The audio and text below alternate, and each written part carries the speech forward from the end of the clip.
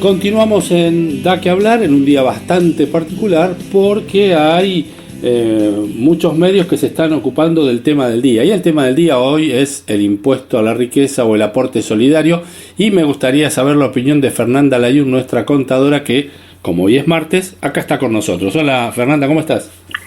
Bien, muy bien, acá informándome minuto a minuto para darles la información más actualizada posible sobre, como vos bien decías, el tema de hoy es que hoy están reunidos para tratar el impuesto a la riqueza o el aporte solidario. Sí, según el partido político lo mencionás de una manera o de la otra, ¿no?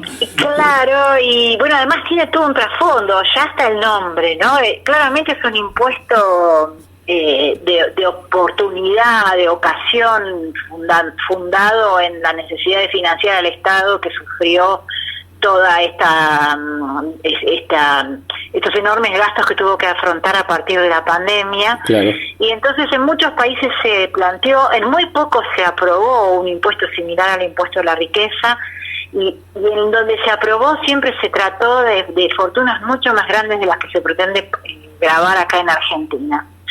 Entonces la forma en la que se presenta el impuesto es defenderlo como que es de un único año, entonces por eso es el nombre de aporte solidario, porque los impuestos no aparecen y desaparecen, los impuestos se instalan y se quedan para siempre, como el impuesto al débito bancario, claro, que apareció por allá por el 2001 y que se nos quedó para siempre. Y el gran temor con el impuesto a la riqueza es que, bueno, se plantea como que es extraordinario este año con la pandemia, el coronavirus y demás, pero el temor es que se quede para siempre.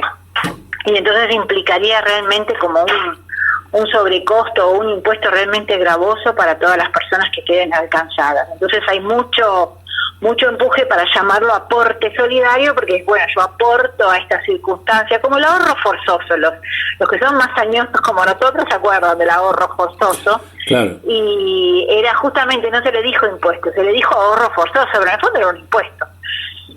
Y sí, con esto pasa lo mismo, y bueno, tiene infinidad de críticas porque grava un patrimonio que ya paga impuestos, porque no tiene en cuenta las deudas de las personas, sino solamente el lado de, como para los contadores es del lado de los activos. ¿Y esto qué quiere decir? Que si yo tengo en la caja de ahorro 100.000, pero resulta que debo en la tarjeta de crédito 60.000, pues este impuesto mira mis 100.000 nada más, no se fija cuánto debo. Se entiende. Entonces esa es una de las cosas que es muy criticadas, y sobre todo cuando se empiezan a aplicar tasas más altas, porque claro, mirar el lado de los activos solamente cuando las tasas son bajas tiene cierta razonabilidad porque es más fácil, simple y demás, pero cuando las tasas empiezan a ser más altas, que suben al 3, 4, 5%, como lo que se pretende con el impuesto a la riqueza, ya empieza a hacer más ruido el tema de que no estoy contemplando mis deudas.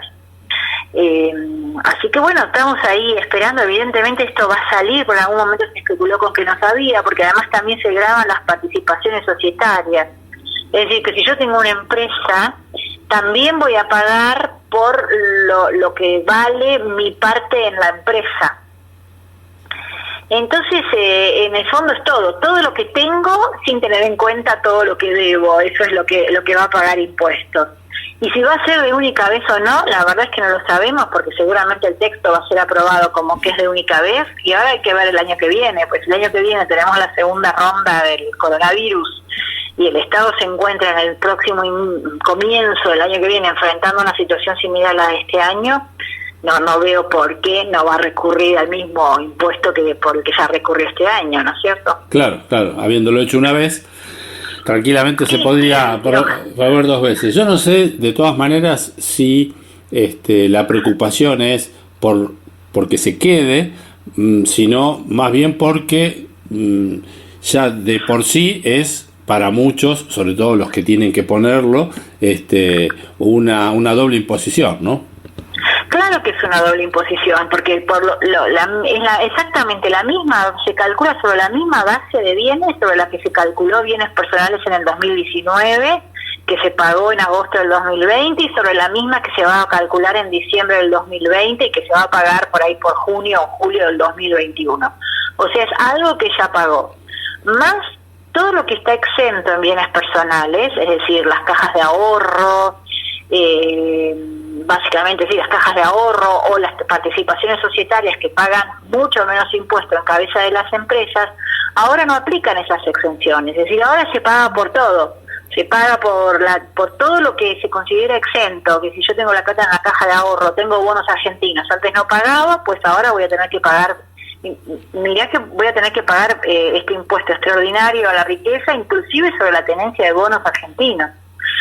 Entonces, claro que hay una doble imposición, una doble tributación. Claro. Y además, la excusa, digamos, cuando salió era que esto afectaba a muy pocos contribuyentes, porque eran 200 millones de pesos. Se calculaban a diciembre del 2019, daban más o menos 3,5 millones de dólares. La apuesta es a que esto grava fundamentalmente, de los que más perjudica son a las personas que tienen bienes en el exterior, tanto inversiones financieras, o sea, cuentas bancarias o de inversión en el exterior, como propiedades. ¿Por qué los perjudica más? Porque todo lo que una persona, un contribuyente argentino, tiene en el exterior, se calcula su valor para el impuesto al valor de mercado. Es decir, si son dólares, a tipo de cambio del 31 de diciembre. Si es una casa, hay que pedir una cotización a una inmobiliaria y lo que vale es lo que se paga.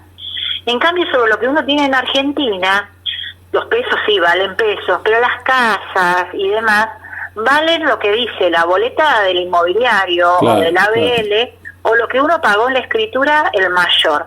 En general termina con los años siempre prevaleciendo el ABL, porque las escrituras se quedan en pesos antiguos, claro, entonces pierden el valor. Entonces el gran perjudicado es el sujeto en el exterior.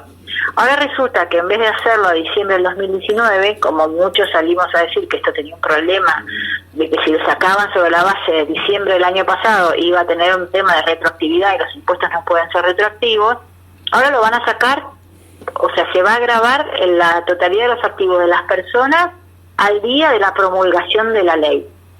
Sí. La promulgación se da cuando la ley es publicada o pasados 10 días de que no fue publicada la ley, pero aprobada, ¿no? Sí, entonces sí, va a ser, digamos, a noviembre del 2020. Entonces ya 200 millones de pesos son bastantes menos dólares que los que eran en diciembre del 2019, porque en diciembre del 2019 la cotización era 59,69 y ahora estamos en 85, creo, o algo así, sí, el dólar oficial, sí, ¿cierto? Sí, inclusive. Entonces ahora estamos más cerca de 2 millones de dólares. 2 millones y medio, según vi una pizarra en la tele. Bueno, entonces 2,5 millones de dólares. Entonces cada vez son menos dólares. Entonces no eran esos pocos contribuyentes que fueron, que decía Heller a principio de año o en marzo cuando empezó a dar vuelta con su ley. Ahora van a ser unos cuantos más. Claro, claro. Sin embargo, cuando uno ve los artículos que están promovidos con información de AFIP, es decir, digo promovidos del gobierno porque tienen información de AFIP, de cuántos contribuyentes y qué sé yo, al principio decían que eran 12.000 y ahora dice que son 9.000, como son cada vez menos. Claro. Es como mucha información que parece estar tuneada o acomodada. Según para cómo se la mire, claro. Exactamente, para medir el impacto político, ¿no? Como es todo, porque yo, así como decimos esto del lado de los que tienen que pagar, también uno leyendo el diario ve que discuten el impuesto a la riqueza el mismo día que van a cortar la IFE y todas las ayudas que surgieron con la pandemia, ¿no? Entonces, claro, como es que es una de cal y una de arena. Sí, tal cual. Así que bueno, estamos a la espera minuto a minuto de esta aprobación y de ver cómo sale y si hay.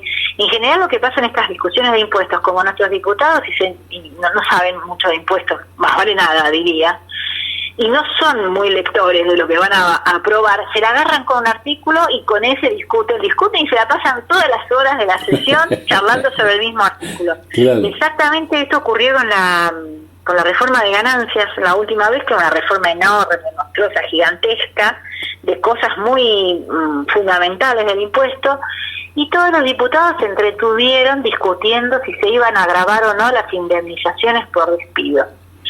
Sobre eso batallaron, pero todos, de todos los sectores políticos, ¿no? Todos deben haber estado la vez pasada 4 o 5 horas discutiendo un artículo, que la realidad era que en la barbaridad de artículos que se modificaban, no tenía ni casi ninguna importancia el tema. Pero como era un tema que a la gente le llega, que el público más o menos entiende, se detuvieron sobre esa discusión. Claro, como se dice para la tribuna. Exactamente. Así que supongo que hoy vamos a escuchar algo parecido, ¿no? Alguna cosa para la tribuna, claro. Donde, bueno, muestra una cosa porque quiero sacar otra en realidad. Claro que sí. Bueno, quienes quieran contactarte, Fernanda, recordanos por favor tu Instagram. Nuestro Instagram es @lfs.tax. Ahí nos pueden ver, escuchar esta columna y nos pueden hacer las consultas sobre algún tema que necesitan. Perfecto. Bueno, te agradecemos mucho la explicación sobre lo que está pasando en la actualidad del día de hoy y nos encontramos el martes que viene con nuevos temas sobre los impuestos, ¿sí? Vamos a ver con qué nos desayunamos. Dale. Muchas gracias, Fernanda. Vamos a un tema musical. Adiós. Y enseguida continuamos con más Da que hablar.